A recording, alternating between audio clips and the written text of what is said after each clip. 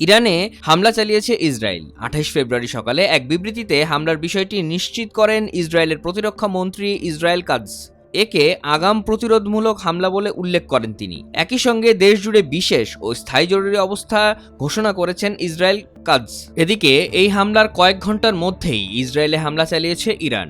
শতাধিক ballistic missile ইসরায়েলের দিকে নিক্ষেপ করা হয়েছে। ইরানের এক কর্মকর্তার বরাত দিয়ে এ খবর জানিয়েছে সিএনএন।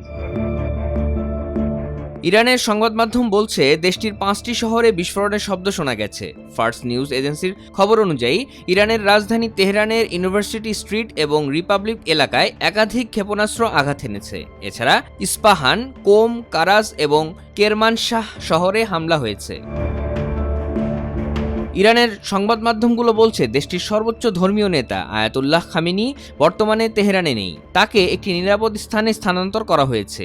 একই সঙ্গে নিরাপদে আছেন প্রেসিডেন্ট পেজেশকিয়ান। ২৮ ফেব্রুয়ারি রয়টার্সকে দেশটির এক সরকারি কর্মকর্তা এই তথ্য জানিয়েছেন।